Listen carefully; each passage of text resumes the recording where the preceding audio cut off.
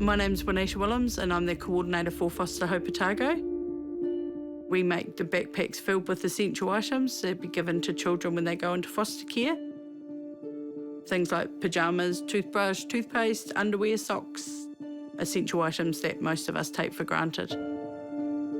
5 years ago, my vision started going really haywire and surgery was unable to fix it. So unfortunately, it's left me classed as totally blind. If I say it's been really easy, that would be a lie. But it's given me a sense of drive to just get on with life and to show my kids that when things get hard, you don't just give up.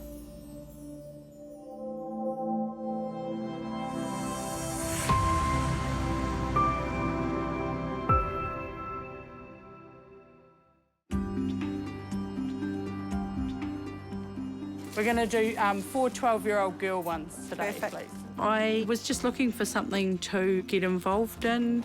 What else do we need? 4 blankets, please. 4 blankets. And I rang Foster Hope and just said, hey, I'm interested in this. I noticed there's no one south of Christchurch. I'd like to give it a go. So this is the Foster Hope shed. This is where we make all the backpacks up. So here we go. This should be girls' PJs. We rely on volunteers. 100%, including my role. 4, are they all girls ones? If we had to get paid, that's a huge amount of money that we have to fundraise. And it's a lot of backpacks that we can make with that money. Up here we have all of our pyjamas from newborn right through to the XL for the older kids. And yeah, on each of the boxes, they're all got the labels, but they've also got Braille on them so that I know what's there. And then if we come down, we have hats and beautiful hand-knitted jerseys. What else do we need? Hairbrushes or combs or something like that. We've got sanitary items and personal care items. Deodorant. Oh, yep, no worries. You got toothbrushes there too, please? Oh, yep. We also rely on the generosity of the public to donate the items for the backpacks. Would you mind just checking that they are all girls' ones? The thing about Juanita is that she can be really dynamic and pushy, but she just says, these kids need our help. What can you do to help us? And she hugely appreciates every single thing that comes in the door. When a young person comes into foster care, it is for a multitude of reasons. And a lot of them will be experiencing some other trauma that's impacting on their lives. And so it's really good to have something to just give them some comfort. And that's exactly what Juanita and Foster Hope does. Our motto is that every child deserves to know that someone cares about them.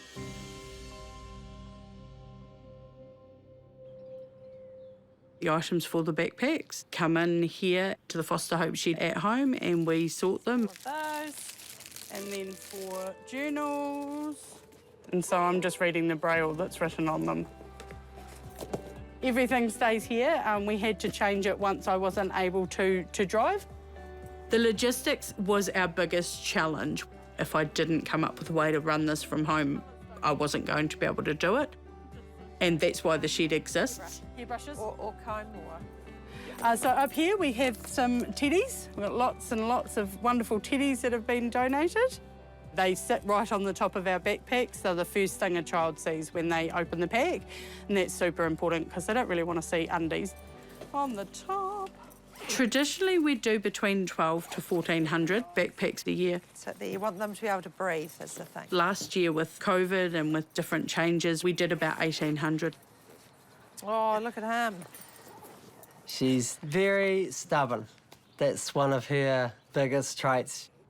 Even though she's blind, pretty much, she still tries to do everything herself.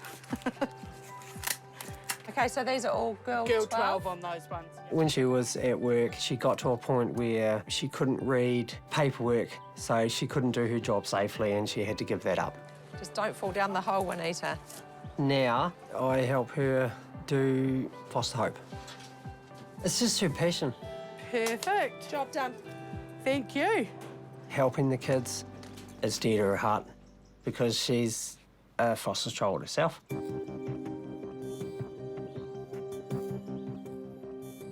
There is a sense of feeling lost as a foster child, no matter how loving your family is and how caring they are.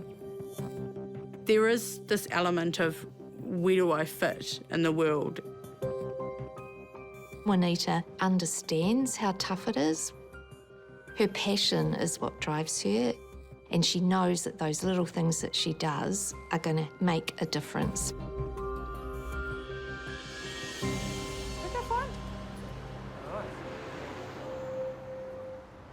16 years ago, we met through a friend of mine. And I just sort of clicked with her at that time, and we've just been together ever since, really. Good boy. Honey, find. Yeah, he was in a bit of trouble at work. Sit down there. Thank you. Come on. He needed some advice, and I was a union organiser, so we went for a visit, and yeah, didn't really leave. That sounds so bad. Back then when I met her, she just had glasses, basically. Now she's blind, but it's only in the last 6 years, I suppose. What about Christmas? Did you buy me something nice? I will do that. I think it's probably been harder than he's told me. I did say to him, look, if you want to go, I would understand. If you want this to end, you can do that. And he basically just told me to stop being so silly and never speak of it again. Tomorrow's plan is set up all the tables, maybe 8 tables. I help her as much as I can. I try not to help too much because she's still, I'm okay. Okay, right, I'll step back. Do you think we've got enough wrapping paper for tomorrow? We've got about 50, 60 rolls maybe. We are doing a Christmas drive for the kids so that they get to open a present on Christmas Day. In the morning, I'll pick up all the presents and I'll bring them back to the hub. That'll be awesome, thank you. Oi, don't pet the dog in public. Still not easy for her, but she just gets up every day and she keeps going, and that's what I love about her.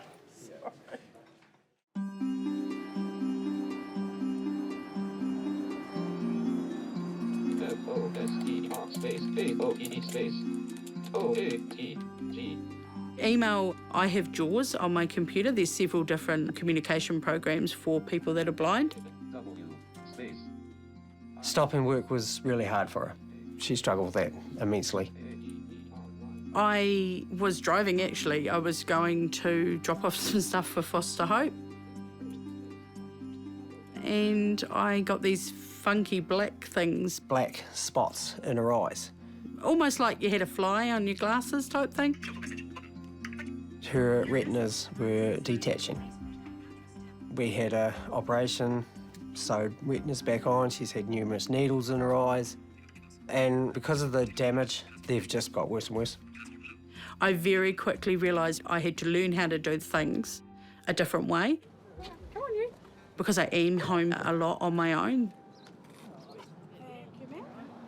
Oh, good boy. When things like bills started coming in, I very quickly realised Braille was something that would help. So I don't have to rely on Mark or one of the kids. So just over 2 years I've been doing Braille. It's hard going. That's yours. Thank you. Got it? Yeah. It's a bit like teaching a kid to learn how to read. I'll give you book 4 that we're going to work on today. 45WH is whose, yeah? Whose, comma. You start with uncontracted Braille, which is the letters of the alphabet, and you would write the word the as the word the, so THE. Whose fault was it that the band, then you can move on to what they call contracted Braille. Through? No, T.5 THE. Which basically means the word the becomes one symbol instead of 3 letters. Dot 5 ST. Dot 5 CH. CH. Character. Character, yeah. So it contracts it, it makes it smaller because it takes up a lot of room on the page. I sat the Unified English Braille exam this year and unfortunately failed that spectacularly. Look at the first T. It's a dot 5 T, isn't it? Yeah. Do you understand this timetable? It was hard going. Most people don't sit it till they've been doing Braille for about 5 years. Full stop. No. Question mark. Yep. Close quote. So it was slightly ambitious. We'll have another crack at it next year, though. TH.5U for under, yeah. Braille keyboards, or actually anything when you're blind, if I'm honest, is expensive. We're looking at about $12,500 for one of those.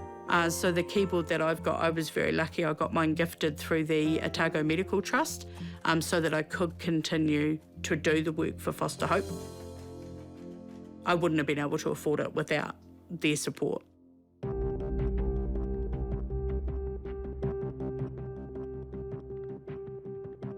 Kids are still going into care and they're still needing the same things. The backpacks, we send them out all over the lower South Island from Oamaru South. A social worker would ring us and say, we need a backpack for a child age 5, they're a girl, and we'll put together that backpack. These aren't just blankets, they aren't just teddy bears, they aren't just pyjamas. For these kids, they mean so much more than that. The operation's grown heaps in the last 6 years. It's just got huge. It's important to me that I can continue to do that work. And that's what keeps me going. So I'll do the onion. Do you want a sharp knife or a blunt one? Shh. No. Of course I can cook. Don't know if it's very well. No. I don't have a choice. I have kids, I have a husband who works, and we've got to eat. Oh, God. Can you get that, please? It's really sharp, that blade. I like kitchen devices and utensils, and I've got a choppy thing now that I pull the lever in. It's a wee bit safer. I've had a couple of incidents with pumpkin, but apparently sighted people do that too. I help when she needs it. Like when it comes to cooking tea, if she needs stuff chopped up, I'll go and chop that stuff up. But she does like to do as much as she can. Can you just have a quick look at that? Does that look like it's broken up? No big lumps in it? No, it looks pretty good. Sound. I use a lot of sound. Food sounds different when it's cooked to what it is when it's not cooked or when it first starts sizzling. That sounds perfect. We've basically just made the house safe. Just coming through there with the plates. If something gets introduced into the house now, we've got to make sure that it basically stays at that point so that she knows where it is. Right, done. And just grab some knives and forks and we're good. Good to go. If the kids unload the dishwasher and they put things in the wrong place and I'm trying to find a can opener, you know, I do get a bit frustrated with that. One day she just come to my work and spat out that we're having twins. Yeah, it's be staying my life, really. Don't go too fast because I don't know where I am. The kids have done quite well adjusting. Where's the couch? Right beside you now. Oh, yeah. Oh, and they've moved the couch. They're 17-year-olds. They help too, and they are, and we appreciate their help. Right, there we go. Oh, crikey. I still don't think that they really understand what she's going through. That's all right. Unfortunately for me, I do suffer significant pain and pressure build up in the back of my eye, my left eye especially. Could have done with some cheese, Deb. Sorry, my apologies. Whatever. Sometimes she's just got to go to sleep, just go to bed and close her eye, try and, you know, dampen it down a bit. When I was 18 months old, I was badly beaten and that caused significant injuries to my head and my brain and my eyes. Over time, we were actually unaware that my vision issues that I've had since I was a baby were caused by that abuse. But I did end up with a loving family, one of several kids that were in their care, and then I was adopted when I was 7. I do like being at home. Home is safe. It would be really easy to stay at home, to have everything delivered and not go anywhere. But I still want to be able to be out in the community and doing things. Christmas time for foster kids is crazy. Well, it's crazy for us. Tomorrow we will wrap about 270 presents to be picked up for the foster kids. So you boys are helping tomorrow?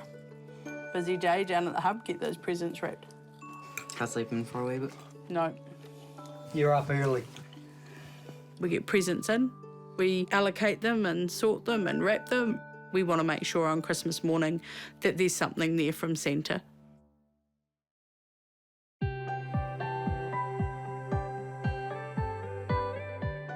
We got Arnie just before lockdown last year. In order to have a dog, you have to have a certain level of visual loss. People comment I definitely walk straighter and I walk with a bit more confidence because I'm not hunched over with my cane now. She did only have a cane at one stage. That was kind of difficult. But then when she got Arnie, things did get a lot better, far better. He has saved her life from idiot drivers numerous times. I'm putting a lot of trust in him. When you have something like this, like in the early days, people were really good and they were helpful, and I'd had some surgeries and they would help out. But, you know, I was always really concerned that this isn't a broken leg. It's not 6 weeks in a cast and I'm going to be fine and get back out. This is permanent. This is the rest of my life. You're reliant on people. And I did find there were people in my life that come and go. I don't know whether they found it too hard or they didn't know how to help, or I wasn't letting them help, could be a problem too. Your friendships change. Friendships definitely change when you have something long term. Christmas is very busy for us. We put out a post saying that we are doing a Christmas drive for the kids. Is that hello? Hello. How are you? Oh. People are turning up. Fantastic. Come on in and grab a seat. Yeah. This is a really busy time for Juanita because it's a huge logistical exercise. And Mark is a huge support for her. That's so clear. It's really lovely, actually. Welcome, everybody. My name's Juanita. I am the coordinator for Foster Hope. Thank you so much for taking time out of your day today. This is my 10th Christmas that I've done. So we're going to operate a little bit differently to how we did last week. For those that were here, we only have one region to wrap. We're wrapping for Invercargill. We have regions, Central Otago, Invercargill, Dunedin. Today, we're doing Invercargill. Thanks for coming, everybody. This year, it was really hard for her because she couldn't see, and it was the first time she'd done the Christmas like that. This is my wee niece, Sophie. Yeah. The thing about Juanita is that her passion's so big that her disability, you don't even notice. This is the third event for wrapping, and we've still got one more that we're going to need to do in order to get the gifts out. I think our total will be about 956 by the end of the week. Thank you. Took a wee bit of time for the gifts to come in, but now they have. They're just so generous. It's amazing. Juanita. Oh, wow, what have we got here? One of our club members' sons, Isaac, got given these gifts and he decided that he wanted to donate them to us. That's just so lovely. You're going to donate your prizes from the Talent Quest to Foster Hope. I'm going to get a wee photo. Cheese, Christmas! She's incredible. I think one of the most frustrating things is letting go some of the responsibility of her charity, like getting us asking for help. Did you want a water or anything? Oh, you have? Fabulous. Like Juanita would have been the one making sure that everything was correct and every child's name was spelt right. But there's names on them and Mum and Dad are rewriting the tags when they go into the new bags. Yeah. That's what Juanita did right from the beginning 10 years ago. That was her role. And now, with her sight, she's had to be strong. She's learned to do Braille. She's learned to, she's adapted it hugely. Like, she's learned another language. So we've got enough presents now. We've got Dunedin to do this week. It has to be out by Friday or the social workers will struggle to get it out for Christmas. I just really enjoy knowing that every kid gets a Christmas present. And for some of these kids, this is the only gift that they will get, so it's really important to me. And seeing people come in like they did before, donating Christmas presents, birthday presents, and their talent quest prizes is just super cool. It means we're doing something right. The message is getting out there and people want to help, so it's really cool. She's a force, really. She's just got this amazing energy. It's all focused on making sure that she gets what she needs to make sure that these children, rangatahi, tamariki in our community are looked after.